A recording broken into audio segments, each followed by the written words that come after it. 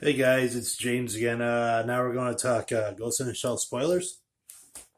Um, it's it's a sort of a loosely based adaptation of the anime slash manga because in the anime and manga, she's the major is perfectly, I wouldn't say content, but maybe complacent with her position as or in her condition, I guess, as a robot. But in the live action American version, she's completely lost and she's trying to find her humanity as opposed to, being indifferent and saying, I'm a robot, I don't feel, so, why, there's no bones about it. So, it's more of an origin story, I guess I would say, because it's it seems like more she's still adapting to the body and instead of I know and basically when you get into the movie she's been in the situation for a year where her brain's in the robot body, but like I said, I'm not. I said in the last video that America cinema has trouble adapting to anime format, because I don't think they understand fully the whole basis of it. Like the anime was more about her investigating a virus that was going around and hacking into robots because it's commonplace in the anime for people to do that because they feel that it makes them stronger or more powerful. I mean, but in the live action movie, she's just the first of her kind, and basically all people do is put cybernetic implants in them to make themselves stronger, so they just give up their bodies. And also they don't seem to understand the whole puppet master from the anime manga because it's a program, it's a consciousness that's in the internet. So naturally, of course, it's American cinema. They got to give him a body and make him a person. But and he's not a puppet master. He has a name, Kazi, and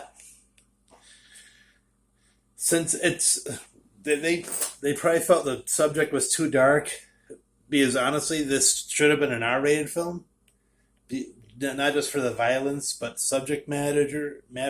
It's very sophisticated. I don't think say a 12-year-old's going to get it, but I'm probably wrong. I don't get kids nowadays, but so it feels more like they dumbed it down a little bit, made it work for say the Hunger Games generation because more or less the the person she's going after convinces her in their first meeting, that your life is a lie, that your life was stolen, and then basically instead of that's where the movie changes shifts as opposed to the anime where basically all it is that she surrenders and unites with the puppet master because obviously America's cinema doesn't get it, doesn't understand, so it's working more to make a happier ending instead of like an ending like that. So and then yeah, instead of like just a small quiet ending, it's got to be a big explosive ending because the robot the company that Hanka that built her is trying to shut her down and shut her the strike force down. I mean, this is after she and the at the first the villain of the first part of the movie, Koze, get together more or less and realize who they were before they were robots. They were just runaway kids, and it's like time to make the pay type of scenario. And like, oh, I'm still human underneath the robot shell, which never comes up in the movie, the anime. They beat it to death. Like I'm a ghost in the shell. You're a ghost in the shell. You have your spirit. Blah blah blah. The only time it's ever mentioned in the anime is like when they're talking about it in the beginning, where it's like, oh, you have the robot, but you still have a spirit, so you're still technically what they call a ghost in the shell. And they don't beat it into the ground because they don't trust the American audience. Well, because the American film was written by the same guy who wrote two of the Transformers sequels, three of the Transformers sequels. I'm sorry, Ethan Kerning or something, Kurgan or something. Just dumbing everything down. See that's where I didn't really like the film. I like it. If I didn't see anime, I like it.